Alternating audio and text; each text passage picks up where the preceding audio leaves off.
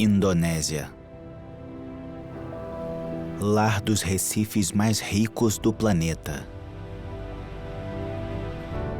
As águas rasas e aquecidas abrigam todo o caleidoscópio de formas e cores. Os paredões submersos vibram cheios de vida. Aqui, neste oásis submarino, encontramos a maior diversidade marinha do mundo. As águas da Indonésia contêm mais espécies de coral do que qualquer outro local na Terra. Em certas áreas, do tamanho de um campo de futebol, a gente conseguiu contar umas 300 espécies de coral. Literalmente 5 vezes mais espécies do que você poderia encontrar em todo o Caribe. Mas a floresta submersa da Indonésia corre perigo, ameaçada por práticas de pesca ilegais e destrutivas. Sem dúvida nenhuma, a pesca com bombas tem sido a maior ameaça aos recifes da Indonésia pelos últimos 70 anos ou mais. Eu acho que nós, seres humanos, temos que cuidar da natureza, não só explorar ela.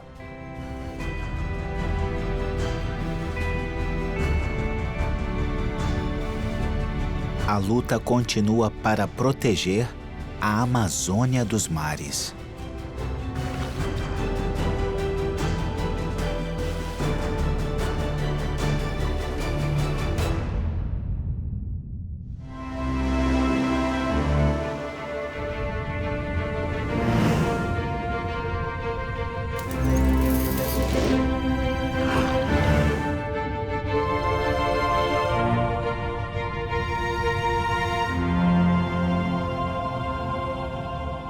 Imensidão azul.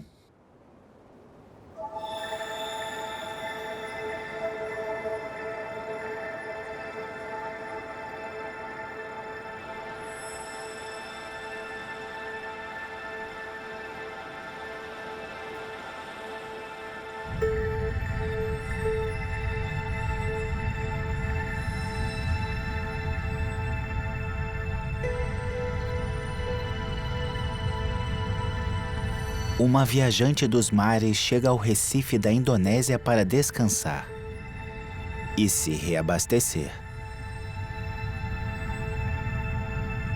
Uma tartaruga de pente como essa atravessa milhares de quilômetros ao longo da vida, migrando entre praias de desova e pontos de alimentação.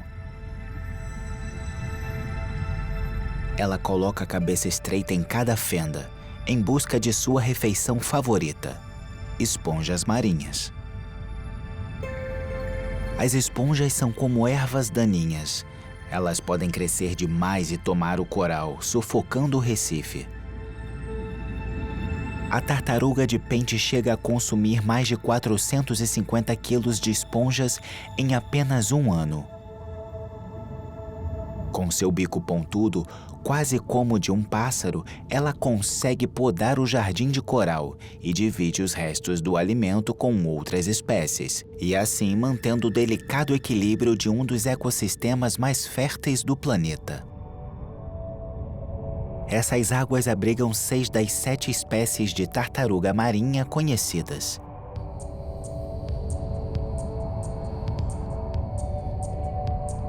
Além de 37% de todas as espécies de peixes tropicais do mundo. Nenhum outro lugar é mais vibrante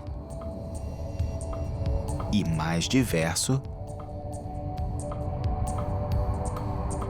do que a floresta submersa da Indonésia. É tanta coisa para processar. Tantas formas diferentes, tantas cores diferentes. É como se os sentidos ficassem sobrecarregados quando mergulhamos nesses recifes. O Dr. Mark Erdman, biólogo marinho, trabalha para proteger a diversidade encontrada nessas águas. Eu comecei a trabalhar com os peixes do Recife de Coral em 2004, quando entrei para a Conservação Internacional com meu colega Jerry Allen, que é um dos cientistas mais renomados do mundo no estudo dos peixes do Recife. O Jerry e eu já descobrimos mais de 100 novas espécies, acho que umas 131, o que é realmente espetacular se você parar para pensar. Eu já mergulhei nessa região mais de 10 mil vezes e eu ainda vejo alguma coisa nova toda vez. A diversidade é impressionante demais. Mark e sua equipe são responsáveis por defender este, que já foi reconhecido como o recife mais rico do planeta.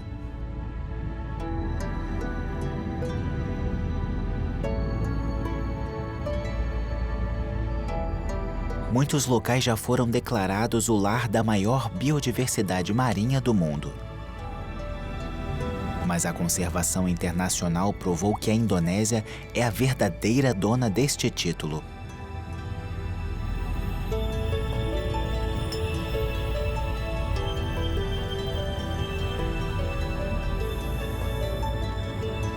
Em 2008, o Dr. Gary Allen, colega de Mark, conduziu uma pesquisa nas ilhas Raja Ampat, um canto remoto no leste do arquipélago da Indonésia, mais de 1.700 quilômetros ao sul das Filipinas. Ele catalogou 374 espécies de peixes do Recife em um único mergulho, um recorde mundial. Isso está muito acima da média em termos de biodiversidade marinha. Nenhum outro lugar do mundo é assim.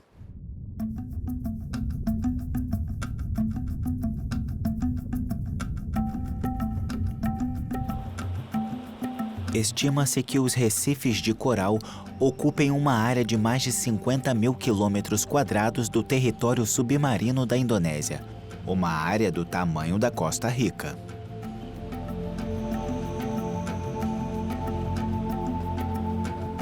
Os recifes da Indonésia se estendem por uma região do oceano que os biólogos marinhos chamam de Triângulo de Coral. Uma área reconhecida como o maior centro de biodiversidade marinha do planeta.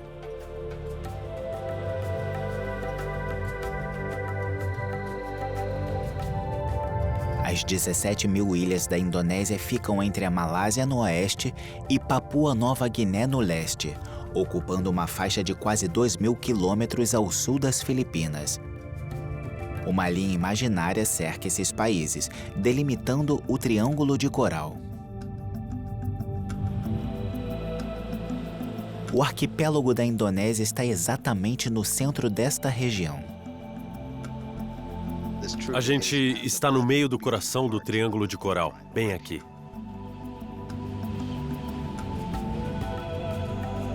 A geografia da Indonésia, com seus mares rasos e aquecidos e poderosas correntes, cria um ambiente ideal para o crescimento do coral.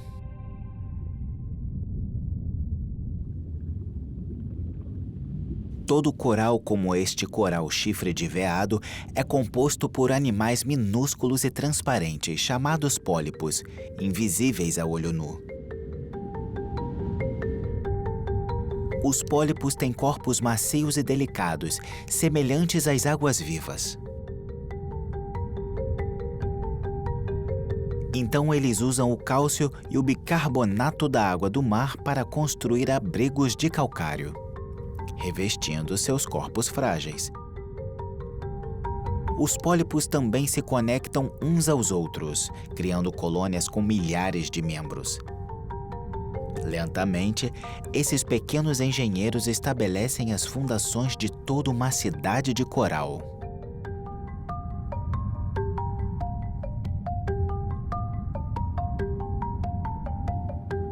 Nos limites do Recife, os corais revestem as encostas submarinas tão profundamente quanto a luz do sol alcança.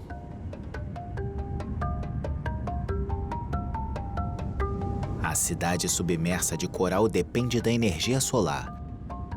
As algas que vivem entre os pólipos necessitam de luz para produzir oxigênio e os nutrientes que esses pólipos precisam.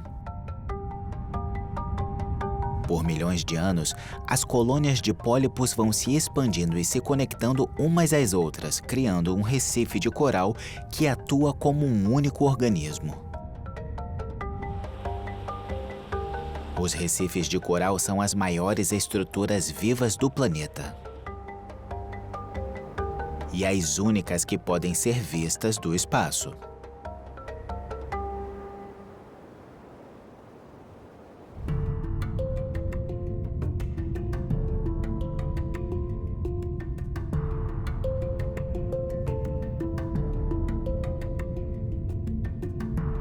Cada animal toma um pedaço do território para si nos movimentados recifes da Indonésia. Um peixe-anjo imperador se esconde entre os corais coloridos.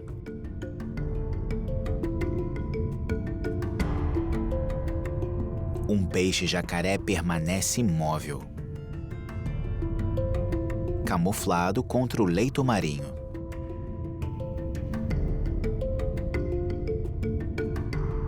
Uma moreia com 2 metros de comprimento se agita, escondida nas sombras de sua caverna.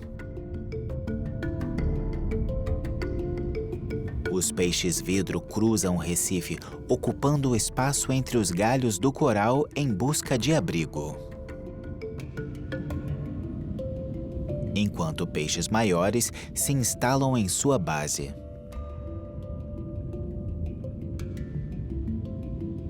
Nessa competição acirrada por um refúgio, cada fenda ou abertura é preciosa.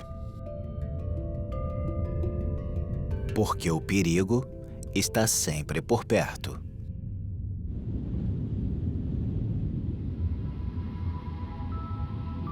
Grandes predadores vagam nos limites da cidade de coral, em busca de presas fáceis. As barracudas são caçadoras natas. Seus corpos finos e longos disparam pelas águas, chegando a velocidades de até 40 km por hora. Elas são vorazes e oportunistas, dispostas a comer quase qualquer peixe do coral. Mas elas também têm seus próprios predadores.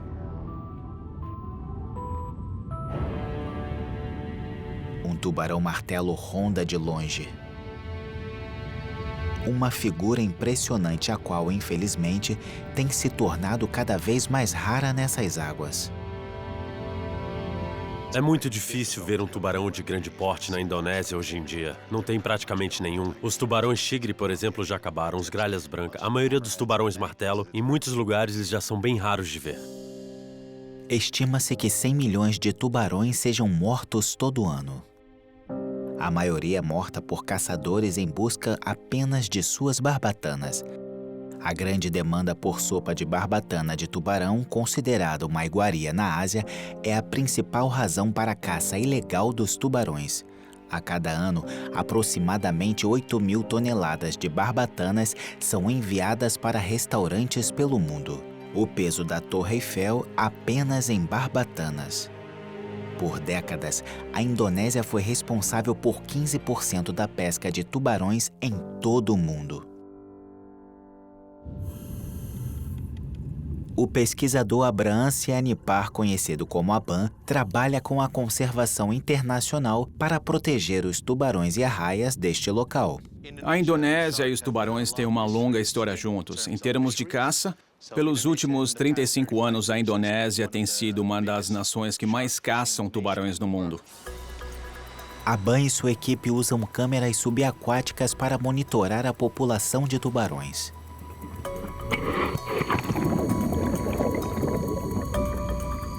Basicamente, a gente lança uma câmera de controle remoto na água, presa a uma vara com uma isca na ponta. Com esse método, a gente espera atrair os tubarões para frente da câmera. Assim, podemos documentar os tipos de tubarão da área e contar quantos deles passam por aqui.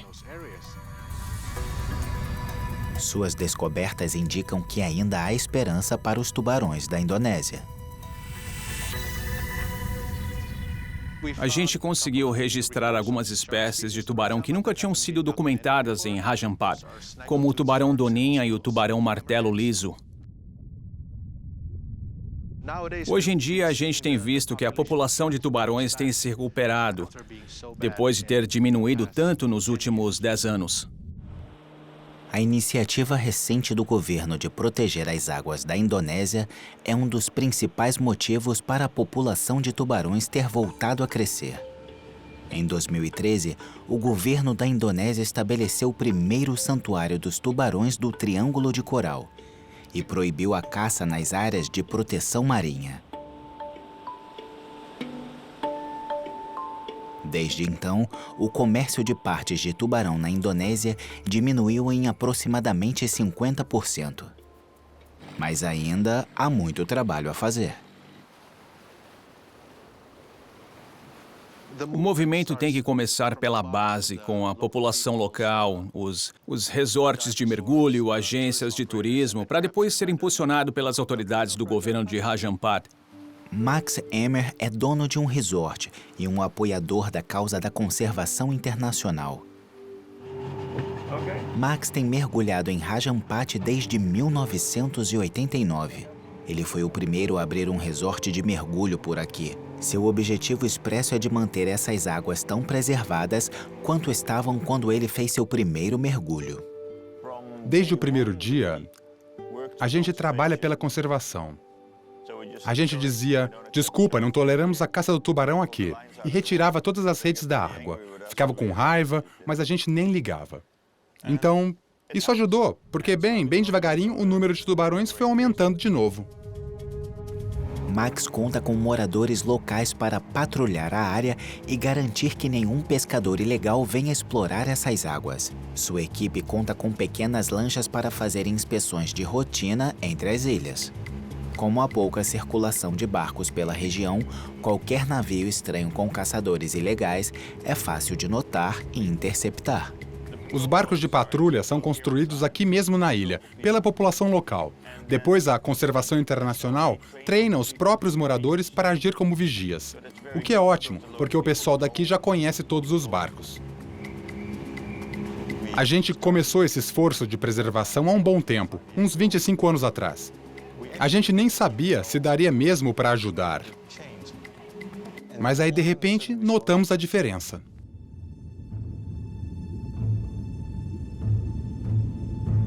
Os tubarões galha preta voltaram a nadar nessas águas.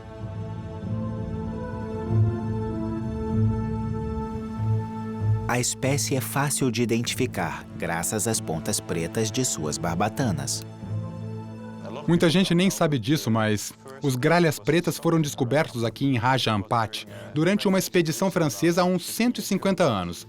Então, os primeiros gralhas pretas já vistos eram dessa área. Mas eles circulam pelo mundo todo. Eles são comuns em muitos lugares. Os tubarões são os superpredadores do Recife. Sem eles, toda a cadeia alimentar entra em colapso.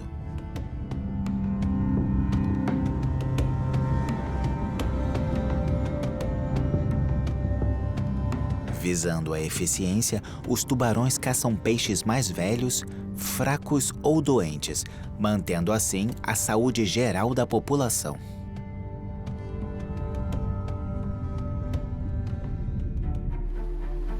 Os tubarões são capazes de detectar uma única gota de sangue em 1 milhão de gotas de água e avistar pequenas presas em movimento até 3 metros de distância, algo que Max pôde testemunhar em primeira mão, enquanto os tubarões retornavam a Raja Ampat. Na verdade, foi uma coincidência, porque com o resort, a gente acaba tendo restos de comida, especialmente restos de peixe. Então a gente decidiu jogar esses restos no mar para outros peixes comerem. Aí, para nossa surpresa, os tubarões logo começaram a aparecer às dúzias.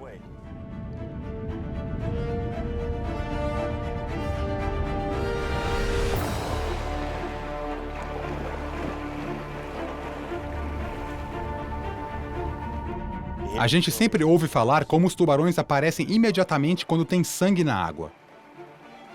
Mas é inacreditável. Em meio minuto, eles já chegam. Olha, eu nem sei de onde eles saem. Todo mundo já ouviu essas histórias, mas eles vêm como um raio mesmo.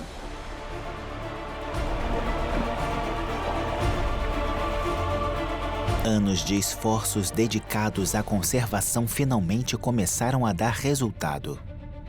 Se antes a gente praticamente nunca via um tubarão, agora dá para ver eles por toda a parte, o que é incrível. E é assim que os recifes têm que ser. O Recife, perto do resort de Max, já conta com uma das populações de tubarões mais saudáveis em toda a região. Eu acho que nós, seres humanos, temos que cuidar da natureza, não só explorar ela. A gente precisa estar em harmonia com a natureza, tanto quanto for possível.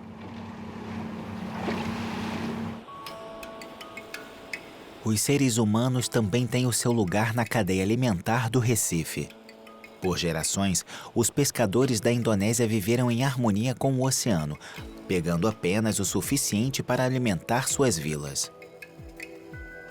Pelo menos 20 milhões de indonésios dependem dos recursos pesqueiros para sua sobrevivência. Pequenas vilas de pescadores como esta cobrem a segunda maior costa do mundo.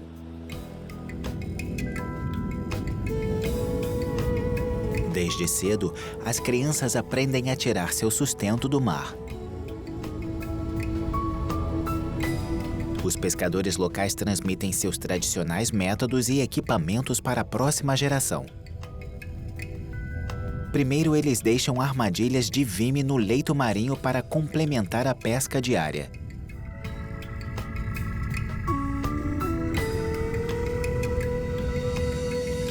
E então, partem para o mar aberto em canoas de madeira, como têm feito há milhares de anos.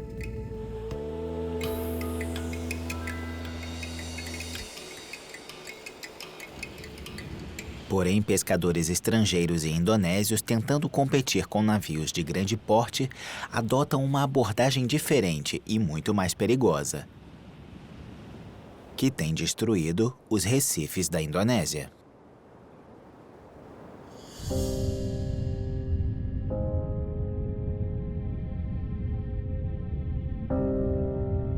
Em algumas partes do país, pescadores ilegais jogam bombas na água, despedaçando completamente os corais.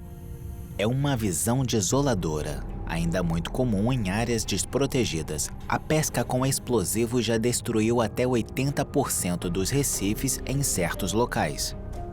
Sem dúvida nenhuma, a pesca com bombas tem sido a maior ameaça aos recifes da Indonésia pelos últimos 70 anos ou mais. Ela tem sido praticada desde a Segunda Guerra Mundial. A técnica é muito simples. A ideia é lançar um explosivo na água para matar e atordoar grandes quantidades de peixe de uma só vez. Mas as explosões matam muito mais peixes do que eles realmente são de fato pescados. Quase 2/3 deles afundam e sequer podem ser recolhidos.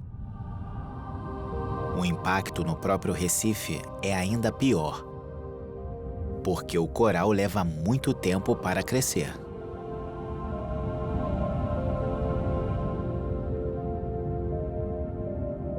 Parecido com um cérebro no fundo do oceano, esse imenso coral pode chegar a medir mais do que a média da altura de um ser humano. Porém, o coral cérebro cresce muito lentamente, apenas 3 milímetros por ano. O cabelo humano, por exemplo, leva apenas uma semana para ganhar esse comprimento. Corais que foram ramos, como o chifre de veado, crescem mais rápido. Capaz de ganhar até 20 centímetros em um ano, o chifre de veado é o coral com a taxa de crescimento mais acelerada que existe. E ainda assim, ele não é veloz o bastante para compensar os danos causados pela pesca com explosivos. Uma trilha de destruição foi deixada para trás nesse recife, bombardeado recentemente. Cada recife precisa de 5 a 10 anos para se recuperar de uma única bomba. Repetidas explosões, então, reduzem esses recifes a escombros que levarão décadas para voltar ao normal. Mas os recifes ainda têm meios de se regenerar.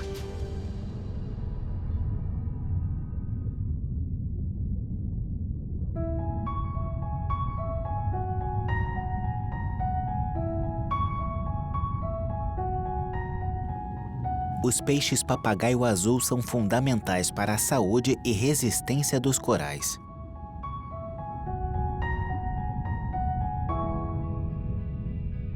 Com seus dentes pontudos como bicos, eles arrancam pedaços do coral. E cada mordida abre caminho para o crescimento de novos ramos.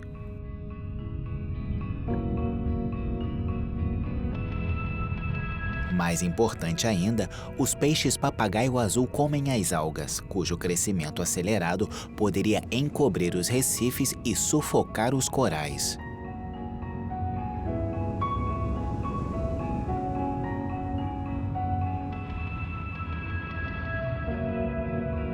Assim, as algas ficam sob controle. Em apenas um ano, cada papagaio azul consome até 5 toneladas de coral, que é convertido em detritos arenosos. Um pequeno cardume de peixes papagaio azul seria capaz de encher um caminhão com areia em um mês.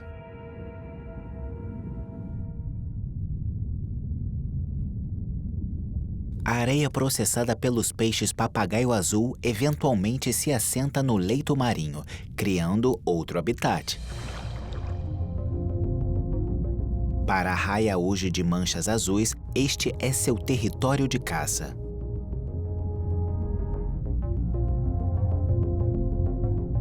Como um navio varredor, a raia desliza sobre a areia em busca de crustáceos, seu alimento favorito.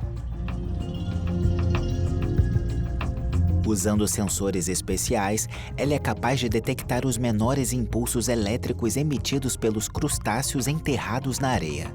E com um rápido movimento de suas barbatanas, que parecem asas, ela se lança sobre a presa. Ao contrário de outras espécies de arraia, a uge de manchas azuis não se enterra. Em vez disso, ela se expõe com suas pintas vibrantes, um sinal de alerta para predadores, um aviso de que ela possui uma cauda venenosa. Porém, essa arraia aqui está sem seu ferrão. É provável que ele tenha sido arrancado por um tubarão.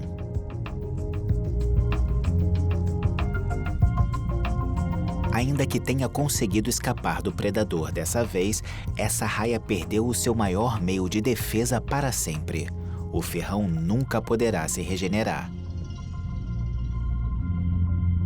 E a arraia terá que ser especialmente cuidadosa para sobreviver.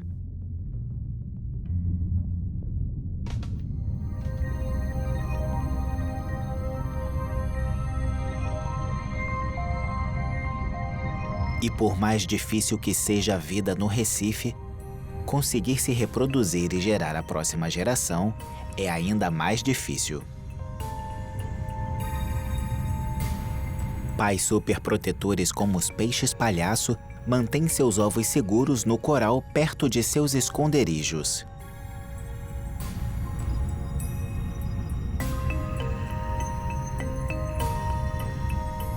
E o macho fica de guarda até que eles nasçam.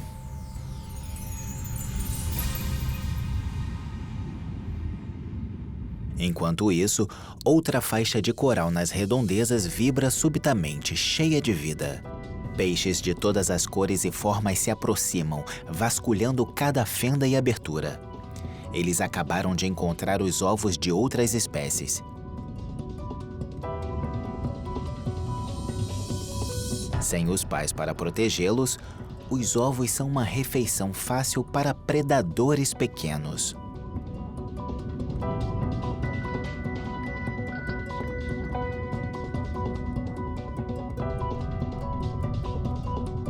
Esses peixes-gato, ainda em estágio juvenil, são um alvo para peixes maiores. Por isso, eles se escondem nas reentrâncias do Recife para sobreviver à noite.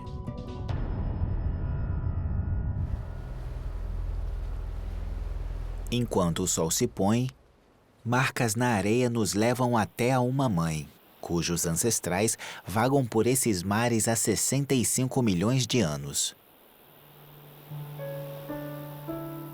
Uma tartaruga verde.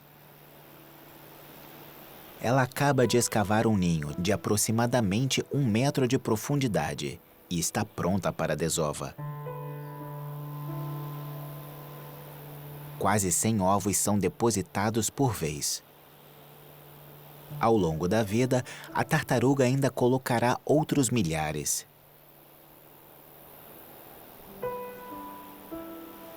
Ela os enterra para que fiquem a salvo dos predadores. Agora, essa tartaruga cobrirá o buraco com bastante areia para garantir que o ninho esteja bem escondido. Lagartos à espreita poderiam atacá-lo em busca de uma refeição fácil e rápida.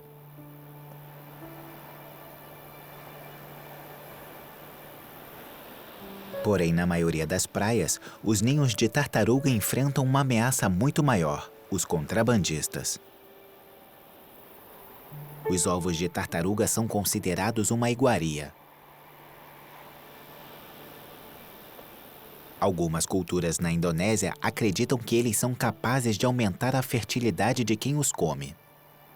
Outros os consomem por seu suposto alto valor nutricional. Mark e sua equipe trabalham com os moradores locais para proteger as praias onde as tartarugas fazem seus ninhos. A gente patrulha a praia, fazendo sempre um rodízio, esperando qualquer tartaruga que possa aparecer. Se alguém encontra um ninho, eles marcam a localização até para ficar de olho e garantir que nenhum caçador se aproxime dali. Nas últimas décadas, nós temos financiado a fundação das tartarugas marinhas de Papua e a patrulha que eles têm feito. Finalmente parece que eles conseguiram deter a caça de vez. A cada ano, nós temos visto um aumento de 15 a 20% no número de fêmeas que voltam à praia.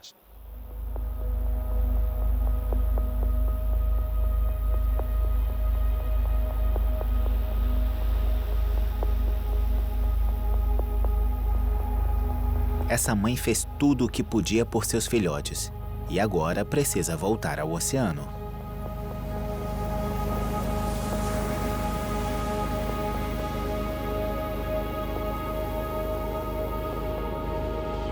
Dois meses depois, ela ainda deve estar em algum lugar do Oceano Pacífico.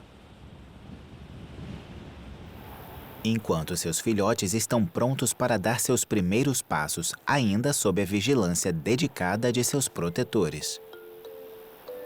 O instinto faz com que as tartaruguinhas corram para o oceano o mais rápido possível. A luz natural no horizonte atrai os filhotes. Ela serve como um mapa para eles, trazendo todos direto para a água.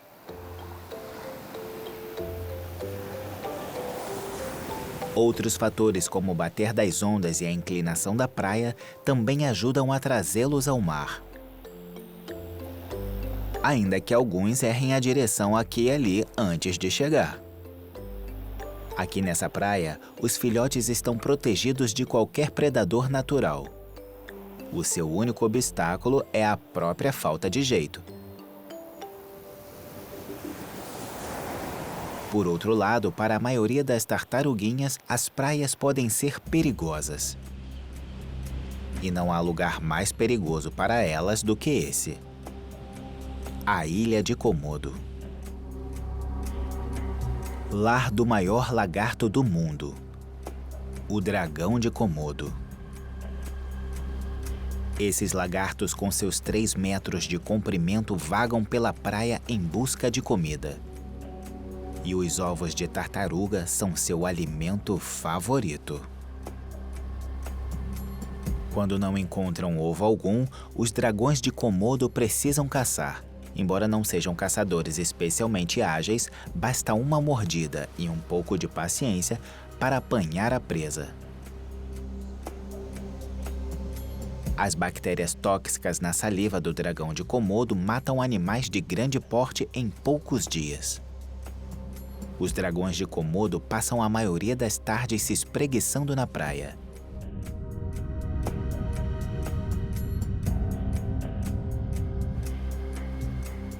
Eles são excelentes nadadores. Mas a força das correntes faz com que fiquem restritos a Komodo e a 4 ilhas próximas. A Indonésia está cercada por 2 grandes oceanos. O nível das águas do Pacífico está em média 30 centímetros acima do Oceano Índico. Essa diferença gera uma das mais poderosas correntes da Terra, o interfluxo da Indonésia.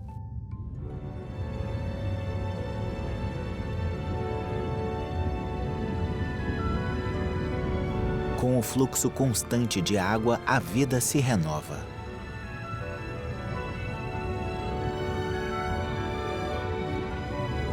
As correntes trazem larvas e ovos.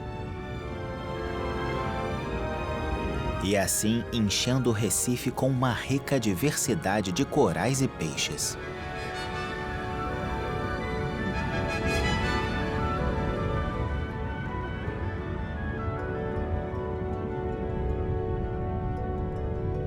O fenômeno do afloramento enche a água de plâncton. Esses pequenos organismos e plantas são carregados pela corrente, fornecendo alimento aos habitantes do Recife.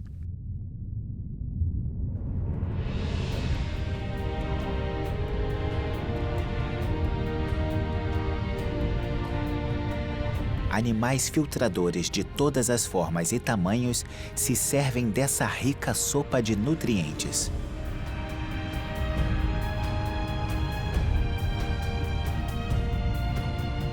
Como as arraias que vêm à superfície para comer.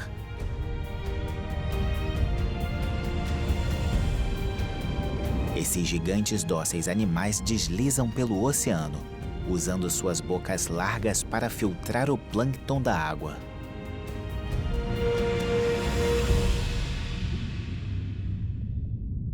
Já no leito marinho, a competição pelas sobras é acirrada. Ainda que essas criaturas das profundezas não tenham muita mobilidade, isso é mais do que compensado com sua grande engenhosidade. O pequeno caranguejo porcelana usa as cerdas de suas pinças como um pente, recolhendo o plâncton que cai no fundo do mar.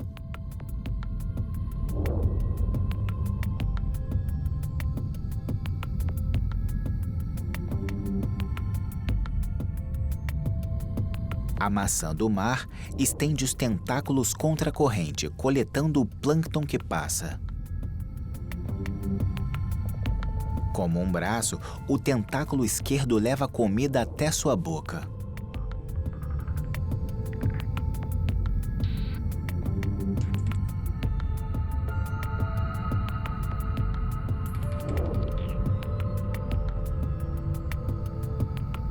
Toda espécie fixada permanentemente ao solo do Recife precisa se esforçar ainda mais para conseguir alimento. A esponja do mar filtra água através das paredes de seu corpo oco.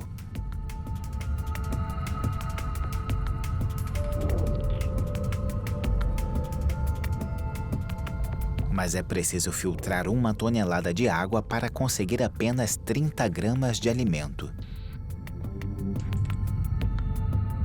Esses tentáculos finos ligados à esponja não fazem parte dela. Na verdade, eles pertencem a outros organismos. Eles são conhecidos como lírios do mar, assim nomeados devido à delicadeza de seus tentáculos que balançam com a corrente como flores agitadas pela brisa. Os lírios do mar se prendem ao Recife para realizar a filtragem, usando seus longos tentáculos para apanhar o plâncton que passa. Mas também não são capazes de nadar quando se sentem ameaçados. Os lírios do mar são um dos organismos marinhos menos compreendidos. Como uma aranha se arrastando, o lírio do mar bate os braços em movimentos coordenados para atravessar a água.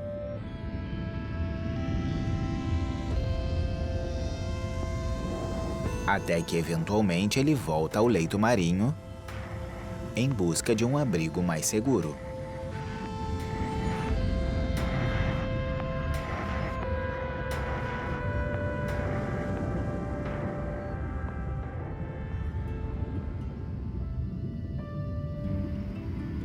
Mais perto da superfície, o banquete de plâncton atraiu o seu maior convidado. Um gigante que surge das profundezas. O tubarão-baleia.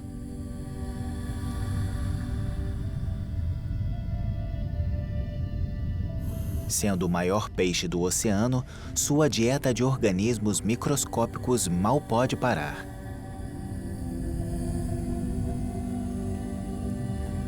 tubarão-baleia passa 8 horas por dia comendo.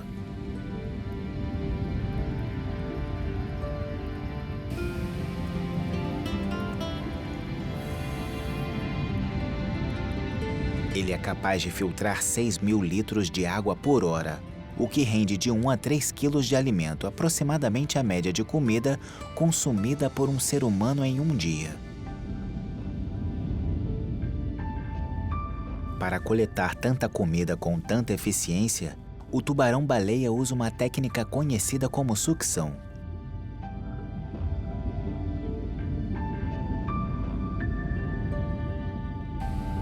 Como um grande aspirador de pó, ele suga grandes volumes de água para a sua boca, largo bastante para engolir uma banheira. Suas guelras são como peneiras. Elas removem a água, mas mantêm o alimento. Os tubarões-baleia dividem as baías da Indonésia com os pescadores. Algumas redes de pesca estão mal conservadas, permitindo que esses gigantes peguem um almoço gratuito.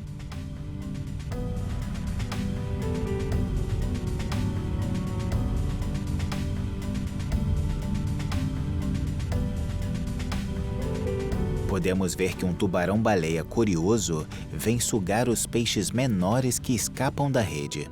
Toda essa atividade faz da baía o local ideal para a equipe de conservação internacional identificar os tubarões-baleia da região.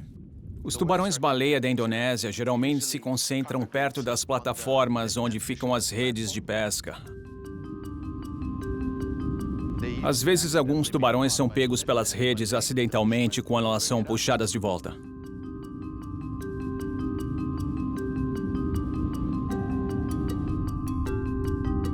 Com o tubarão na rede, os pesquisadores precisam agir rápido para prender uma etiqueta de rastreamento ao animal. Eles usam pinos para fixar a etiqueta diretamente à sua barbatana. Uma nova estratégia empregada por muitos pesquisadores para garantir que as etiquetas fiquem bem seguras no lugar. A barbatana dorsal do tubarão-baleia tem pouquíssimas terminações nervosas. O procedimento é indolor para os animais, é como cortar as unhas. Agora sim, este tubarão-baleia já pode ser solto. A etiqueta emitirá um sinal toda vez que o animal voltar à superfície, alertando a equipe de sua localização a cada 2 ou 5 dias. Com o tempo, a conservação internacional poderá mapear os padrões de movimentação dos tubarões-baleia pela baía com muito mais clareza. Já dá para ver que esses locais de concentração servem basicamente como berçários para os tubarões-baleia, e as etiquetas têm dado indícios disso. Com certeza foi uma boa descoberta sobre essas populações. Mas a gente ainda tem muito trabalho a fazer para confirmar as nossas teorias. Por enquanto, aonde esses viajantes do oceano vão quando deixam as baías da Indonésia ainda é um mistério.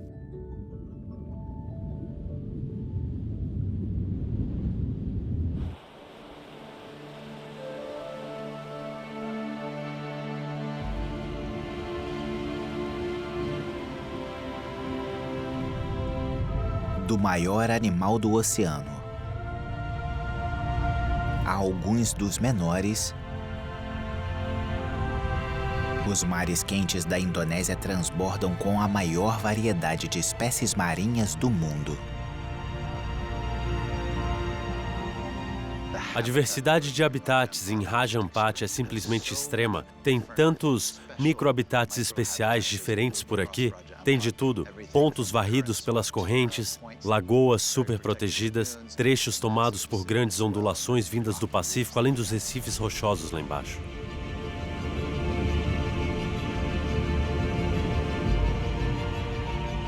Mas cada segmento tem a sua própria seleção de espécies, e quando você soma todas elas, o total de espécies de Raja Ampat é simplesmente enorme.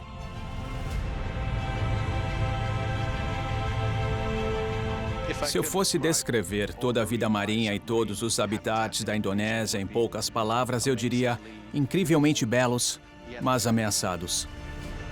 Depois de ser o maior exportador de partes de tubarão e arraia por mais de 35 anos, o governo da Indonésia resolveu assumir uma posição firme contra a caça ilegal e a pesca predatória.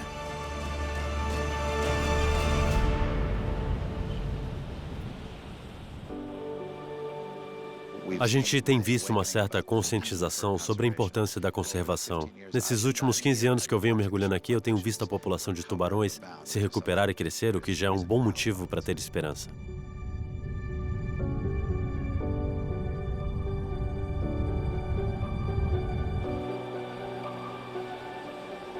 Atualmente, as mais de 100 áreas de proteção marinha do país formam um santuário que se estende por mais de 160 mil quilômetros quadrados.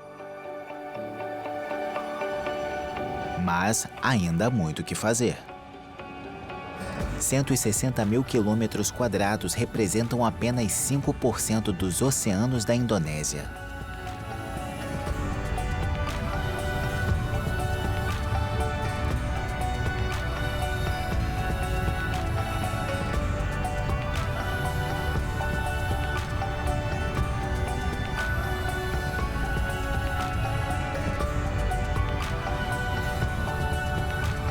Nesses recifes de coral, os conservacionistas travam uma batalha diária.